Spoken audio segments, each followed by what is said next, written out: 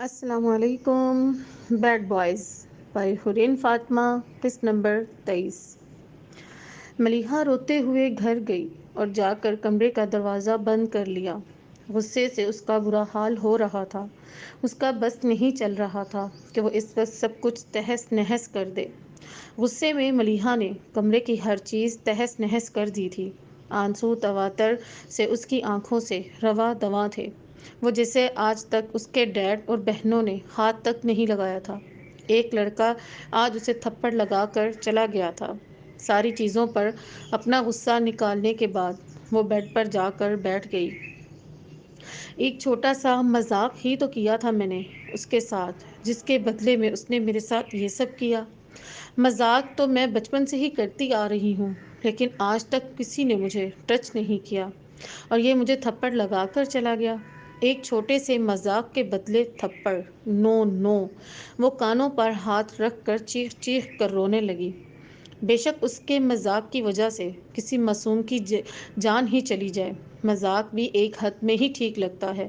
اسے یہ بات کون سمجھائے؟ اگر اسے بچپن میں ہی سمجھایا گیا ہوتا تو شاید آج وہ اتنا زیادہ ریئیکٹ نہ کرتی. اسے سمجھانے بجھانے کی عمر میں اس کی ماں اسے چھوڑ کر چلی گئی.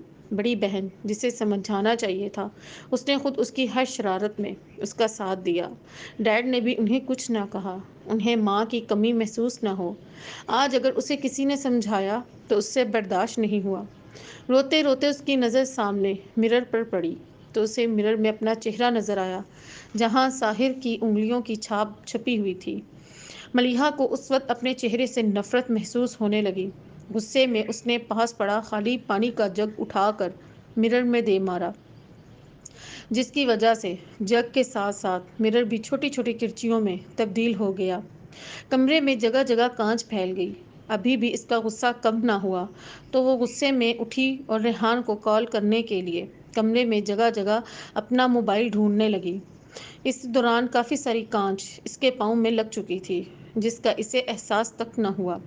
صحیح کہتے ہیں، غصے میں انسان پر شیطان حاوی ہو جاتا ہے اور اسے صحیح غلط کا فرق نظر نہیں آتا. کبھی کبھی تو غصے میں انسان خود کو بھی نقصان پہنچا جاتا ہے. اس وقت ملیحہ کے ساتھ بھی یہی ہوا تھا. غصے میں وہ خود کو ہی نقصان پہنچا گئی تھی. اسے یاد تھا تو بس ساحر کا اسے لگایا گیا تھپڑ. جب اسے کہیں پر بھی موبائل نظر نہ آیا تو وہیں زمین پر بیٹھ کر ماہا کو یاد کرنے لگی اور گھٹنوں میں سر دیے رونے لگی. ماہا آپی پلیز آپ آ جائیں نا، دیکھیں آپ کے بغیر ہماری کیا حالت ہو گئی ہے. ان دنیا والوں نے ہماری کیا حالت کر دی ہے. آپ ہمارے ساتھ تھیں تو کسی کی ہمت نہیں تھی ہمیں چھو جائے. آج آپ ہمارے ساتھ نہیں ہیں تو دیکھیں کیسے آج مجھ پر ہاتھ اٹھایا گیا ہے. روتے روتے وہ وہیں فرش پر لیٹ گئی. اب کمرے کی حالت کے ساتھ ساتھ اس کی حالت بھی کافی حد تک خراب ہو چکی تھی. مرر کے ٹکڑے ابھی بھی اس کے پیروں پر لگے ہوئے تھے، جسے اس نے نکالنا تک گوارا نہیں کیا تھا. ماہنور بھی بھاگی ہوئی ملیحہ کے پیچھے ہی آ رہی تھی. جب راستے میں اسے دارم صاحب مل گئے. ملیحہ پہلے ہی کمرے میں جا چکی تھی، اس لیے ان کی نظر اس پر نہیں پڑی، لیکن ماہنور کو بھاگتا ہوا دیکھ کر انہوں نے وہی روک لیا. کہاں گئی تھی تم اس وقت؟ دارم صاحب نے اس سے اتنی رات کو باہر سے آنے کی وجہ پوچھی. کہیں سے بھی تو نہیں ڈیڈ، بس یہیں سے باہر تک ہی گئے تھے. ماہنور جلدی سے خود کو کمپوز کرتے ہوئے بولی. یہی باہر تک کیا کرنے گئی تھی؟ دارم صاحب نے پھر سے سوال کیا. کچھ نہیں ڈیڈ، ہمیں ماہا کی یاد آ رہی تھی اور گھر میں گھٹن سی محسوس ہو رہی تھی تو کچھ دیر خود کو فریش کرنے کے لیے باہر گئی تھی. ملیحہ تھوڑی دیر پہلے اندر جا چکی ہے. مجھے بھی ابھی بھی نیند نہیں آ رہی تھی تو میں وہیں رک گئی تھوڑی دیر. ماہنور کے دماغ میں اس وقت جو کچھ بھی آیا جلدی سے بولتی گئی. فی الحال وہ جلد سے جلد ملیحہ کے پاس جانا چاہتی تھی. وہ ملیحہ کے غصے سے اچھی طرح واقف تھی. اسے شک تھا کہ ملیحہ غصے میں خود کو ہی نہ کچھ کر ڈالے. بات کرتے ہوئے ماہنور کی آواز بھی بھاری تھی اور آنکھیں بھی نم تھیں، جنہیں دیکھ کر دارم صاحب کے دل کو کچھ ہوا تھا. ٹینشن نہ لو بیٹا، ماہا بہت جلد ہمارے پاس واپس آ جائے گی. وہ اسے اپنے سینے سے لگاتے ہوئے بولے. بیٹا مجھے کسی ضروری کام سے باہر جانا ہے اور کچھ دیر بعد میری فلائٹ ہے تو میں نکل جاؤں گا. ملیحہ ابھی سو رہی ہے، اسے جگایا تو اس کی نیند خراب نہ ہو جائے. تم اسے جب اٹھے تو بتا دینا اور دونوں اپنا بہت سارا خیال رکھنا. میں روم سے اپنا بیگ لے آؤں تو نکلتا ہوں. تم دروازے اچھے سے بند کر لینا، کل تک مجھے وہاں پہنچنا ہے، اس لیے ابھی گھنٹے بعد کی فلائٹ ہے۔ دارم صاحب اسے تائید کرتے اپنے کمرے میں چلے گئے، وہاں سے اپنا بیگ اٹھایا اور گھر سے باہر نکل گئے۔ انہیں سی آف کرنے کے بعد ماہنور نے جلدی سے دروازہ لاک کیا اور ملیحہ کے کمرے کے پاس پہنچی۔ اس نے دروازہ کھولنا چاہا لیکن وہ بند تھا۔ ملیحہ، دروازہ کھولو۔ تم ٹھیک تو ہو؟ پلیز اوپن دا ڈور، مجھے ٹینشن ہو رہی ہے۔ ماہنور کافی دیر آواز بجاتی رہی، دروازہ بجاتی رہی، اسے آوازیں دیتی رہی، لیکن اندر سے نہ ہی اس نے کوئی آواز دی اور نہ ہی دروازہ کھولا، تو اسے ٹینشن ہونے لگی۔ ماہنور جلدی سے اٹیچ روم میں گئی، وہاں سے دوسرے کیز اٹھا کر لائی اور کمرے کا دروازہ کھولا۔ دروازے میں ہی تکیے گرے ہوئے تھے، بیڈ شیٹ بھی اتار کر پھینکی ہوئی تھی، میک اپ کا سامان بھی نیچے پڑا ہوا تھا، مرر بھی شہید ہو چکا تھا، یہاں تک کہ کمرے کی کوئی بھی چیز اپنی جگہ پر نہیں تھی۔ ماہنور کی نظر جیسے ہی ملیحہ پر پڑی تو ڈر کے مارے اس کے منہ سے زوردار چیخ نکلی۔ کمرے میں جگہ جگہ خون کے قطرے پھیلے ہوئے تھے۔ ملیحہ فرش پر بے ہوش پڑی تھی، اس کے پاؤں میں مرر لگا ہوا تھا اور خون رس رہا تھا، بازوؤں سے بھی کہیں کہیں سے خون نکل رہا تھا، بال بکھرے ہوئے تھے، چہرہ سوجا ہوا تھا اور اس پر آنسوؤں کے میٹھے میٹھے سے نشان تھے۔ ماہنور کو اس وقت سمجھ میں نہ آیا کیا کرے، تو روتے ہوئے ساحل کو کال ملائی، وہ جو ابھی گاڑی پارک کر کے گھر کے اندر داخل ہوئے تھے۔ ماہنور کی کال دیکھ کر وہیں لاؤنج میں بیٹھ گئے۔ ہیلو ساحل بھائی، پتہ نہیں ملیحہ کو کیا ہو گیا ہے، وہ اٹھ بھی نہیں رہی، اس کے پیروں سے خون بھی نکل رہا ہے، مجھے سمجھ میں نہیں آ رہا کیا کروں، ڈیڈ بھی گھر پر نہیں ہیں، پلیز میری بہن کو بچا لیں۔ ماہنور نے روتے ہوئے ساری صورتحال سے ساحل کو آگاہ کیا اور جلدی سے کال بند کر کے موبائل سائڈ پر پھینکا۔ آگے بڑھ کر ملیحہ کا سر اٹھا کر اپنی گود میں رکھا اور اسے اٹھانے کی کوشش کرنے لگی، لیکن بے سود۔ پیچھے ساحل ہیلو ہیلو کرتا رہ گیا، لیکن کسی کی آواز نہیں آئی۔ دانش، مجھے جانا ہوگا، میری وجہ سے وہ تکلیف میں ہے۔ ساحل بھی پریشانی سے اٹھ کر باہر کی جانب بھاگا، اس کے پیچھے پیچھے دانش بھی بھاگا۔ ساحل نے ڈرائیونگ سیٹ سنبھالی تو دانش بھی اس کے ساتھ فرنٹ سیٹ پر بیٹھ گیا۔ بھائی، کیا پتہ یہ سب بھی ایک مذاق ہی ہو، وہ لوگ پھر سے ہم سے بدلہ لینے کے لیے جھوٹ بول رہی ہوں، ہمیں پہلے ایک دفعہ پتہ لگانا چاہیے بات آخر کیا ہے۔ اس وقت دانش کے دماغ میں جو آیا بول اٹھا، نہیں دانش، وہ جھوٹ نہیں بول رہی، وہ رو رہی تھی اور ملیحہ سچ میں تکلیف میں ہے، ہمیں جلدی سے وہاں پہنچنا ہوگا۔ پر دانش نے پھر سے کچھ بولنا چاہا، پر کچھ نہیں۔ دانش، تھوڑی دیر پہلے جو کچھ بھی ہوا ہے تمہیں کیا لگتا ہے اس لیے بعد میں وہ ایسا مذاق کریں گی؟ دانش کو بھی اس کی بات ٹھیک لگی، پھر تو ہمیں جلدی سے وہاں پر جانا چاہیے۔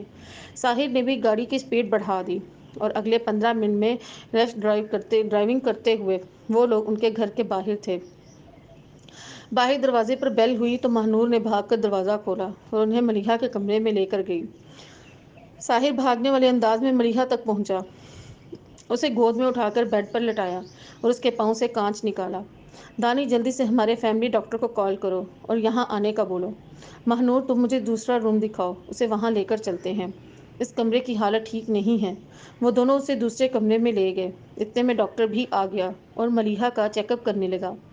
پاؤں میں کافی دیر کانچ رہنے کی وجہ سے ان کے زخم کافی گہرے ہو گئے ہیں، میں نے پٹی کر دی ہے، غصے اور ٹینشن کی وجہ سے انہیں فیور آ گیا تھا جس کی وجہ سے یہ بے ہوش ہوئی ہیں، انہیں زیادہ سے زیادہ ریسٹ کرنے دیں اور کھانے پینے کا دھیان رکھیں، میں نے یہ کچھ میڈیسنز لکھ کر دی ہیں، ٹائم پر انہیں کھلاتے رہیں اور کل ایک دفعہ پھر ان کی پٹی چینج کر دیجیے گا، ڈاکٹر نے پیشہ ورانہ انداز میں کہا۔ تھینک یو، ساحل نے اس کا شکریہ ادا کیا۔ یو ویلکم، اب میں چلتا ہوں، انہیں تھوڑی دیر میں ہوش آ جائے گا، دوبارہ میری ضرورت ہو تو بلا جھجک بلا لیجیے گا۔ ڈاکٹر واپس کی اجازت لے کر واپس چلے گئے۔ جاؤ ماہنور، ملیحہ کے ہوش میں آنے تک تم اس کے کھانے کے لیے کچھ بنا کر لے آؤ۔ اوکے، ماہنور اوکے کہتی کچن میں چلی گئی۔ اس وقت گھر میں ملازم بھی نہیں تھے، ان کی چھٹی تھی، اس لیے ماہنور کو خود ہی کچن میں جانا پڑا۔ ساحل کی نظر ملیحہ پر پڑی تو کچھ ہی دیر میں اس کے چہرے کی رنگت زرد ہو گئی تھی۔ ساحل کو رہ رہ کر خود پر غصہ آ رہا تھا کہ اس نے ملیحہ پر ہاتھ کیوں اٹھایا، وہ ایسا کرنا تو نہیں چاہتا تھا، لیکن ملیحہ کو اس کی غلطی کا احساس دلانا ضروری تھا، آخر کب تک ان لوگوں کا بچپنا چلتا۔ ساحل اور دانش تو جاننے والے تھے، اگر وہ کسی اور کے ساتھ ایسا مذاق کرتی تو وہ سوچ بھی نہیں سکتی تھی ان کے ساتھ کیا ہو جاتا۔ ساحل کو اسی بات نے غصہ دلایا تھا اور غصے میں اس کا ہاتھ اٹھ گیا تھا۔ ورنہ اس کے بھائی نے اس کی ایسی تربیت ہرگز نہیں کی تھی کہ وہ کسی لڑکی پر ہاتھ اٹھائے۔ اب اسے یہ سوچ سوچ کر ٹینشن ہو رہی تھی کہ اگر ریحان کو ان سب کے بارے میں پتہ چلا تو وہ اس کے ساتھ کیا کرے گا۔ جب اسے تکلیف میں نہیں دیکھ سکتے ہو تو تکلیف دی ہی کیوں؟ اس کے چہرے پر پریشانی دیکھ کر دانش بول اٹھا، ایسا کچھ نہیں ہے، تم کچن میں جاؤ اور دیکھو مہنور کیا کر رہی ہے، جا کر اس کی مدد کرو۔ دانش سر ہلاتا اٹھ کر کچن میں چلا گیا، جہاں مہنور سوپ کا سامان نکالے کھڑی تھی، لیکن اسے سمجھ نہیں آ رہا تھا بنائے کیسے، کیونکہ آج تک اس کی کچن کا کام کیا ہی نہیں تھا۔ پیچھے ہٹو، میں بنا دیتا ہوں۔ دانش اسے سائڈ پر کیے سوپ بنانے لگا۔ سوپ بنانے کے بعد اسے باؤل میں ڈالا اور دونوں ملیحہ کے کمرے کی جانب چل دیے۔ ملیحہ نیم بے ہوشی میں بس مہا مہا کیے جا رہی تھی۔ ساحر بھائی، ملیحہ کو ہوش آ رہا ہے، آپ دونوں اب باہر چلے جائیں، میں اسے سوپ پلا کر میڈیسن کھلا دوں۔ اگر آپ لوگ یہاں ہوئے تو وہ آپ دونوں کو دیکھ کر ری ایکٹ کرے گی۔ آپ خود دیکھ لیں، آپ کی وجہ سے اس نے اپنی یہ حالت کر لی ہے، تو جب آپ کو سامنے دیکھے گی تو پتہ نہیں کیا کرے گی، کہیں خود کو پھر سے ہرٹ نہ کرے، اس لیے پلیز۔ مہنور نے اپنی بات مکمل کی، ان کی طرف دیکھا، انہیں اس کی بات ٹھیک لگی تو اٹھ کر باہر چلے گئے۔ ملیحہ کو آنکھیں کھولتے دیکھ کر مہنور نے شکر کیا، جبکہ باہر کھڑے دانش ساحر نے بھی سکون کا سانس لیا۔ مہا آ گئی ہے نا؟ کدھر ہے وہ؟ بلاؤ اسے جلدی سے۔ کہاں چلی گئی تھی؟ اسے بولو تمہاری ملیحہ تمہیں بہت یاد کرتی ہے۔ ہم اسے یہ بھی بتائیں گے ساحر نے مجھے مارا ہے۔ اس کی باتیں سن کر ساحر کے دل کو کچھ ہوا تھا، وہ اسے اس حالت میں نہیں دیکھ پا رہا تھا، اس لیے اٹھ کر باہر چلا گیا۔ دانش بھی اس کے پیچھے پیچھے ہی باہر آ گیا۔ ملیحہ مہا ابھی تو نہیں آئی اور نہ ہی آ سکتی ہے، پلیز تم ریلیکس رہو، تمہیں پتہ ہے نا اس کی جان کو خطرہ ہے، پلیز تم سمجھنے کی کوشش کرو۔ وہ نہیں آ سکتی تو کیا ہم تو جا سکتے ہیں نا؟ نہیں ملیحہ، ہم بھی نہیں جا سکتے، اس کے دشمن ہمارے ذریعے سے ٹریک کرتے ہوئے وہاں تک پہنچ سکتے ہیں، ورنہ ہمیں ریحان بھائی کب کا اپنے ساتھ لے جاتے۔ دیکھو تم نے اپنی کیسی حالت بنا لی ہے، اگر مہا کو پتہ چلا تو اسے بہت تکلیف ہوگی، پلیز تم یہ سوپ پی لو اور میڈیسن کھا کر آرام کرو، تمہاری طبیعت ٹھیک نہیں ہے۔ مہنور نے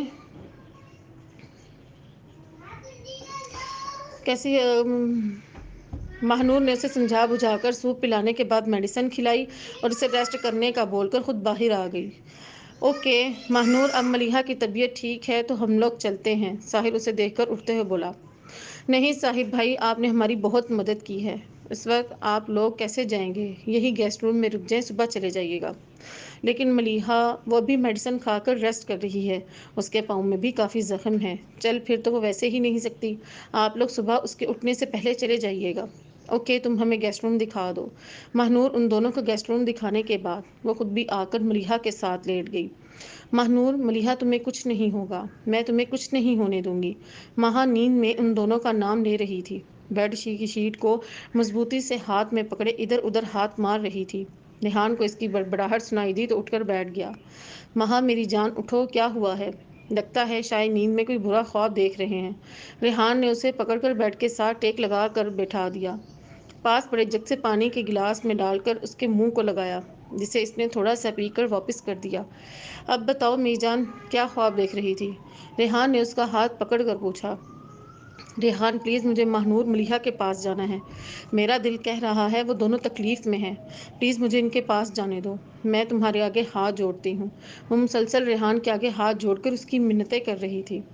ایک دوسرے میں ان تینوں کی جان بستی تھی تو پھر کیسے وہ ایک دوسرے کے درد سے بے خبر رہتی؟ وہ دونوں بالکل ٹھیک ہیں، میری بات ہوئی تھی ان سے، اور میں تم سے وعدہ کرتا ہوں ہم بہت جلد ان کے پاس واپس جائیں گے، اب تم سکون سے سو جاؤ۔ اس نے واپس اسے بیڈ پر لٹایا اور اس کے بالوں میں انگلیاں چلانے لگا، جس سے وہ جلد ہی نیند کی وادیوں میں گم ہو گئی۔ اگر مہا اتنے یقین کے ساتھ کہہ رہی تھی تو پکا وہاں کچھ نہ کچھ ہوا ہے، مجھے صبح ہوتی ہی ان لوگوں سے بات کرنی ہوگی۔ ریحان خود بھی اسے سینے سے لگائے جلد ہی سو گیا۔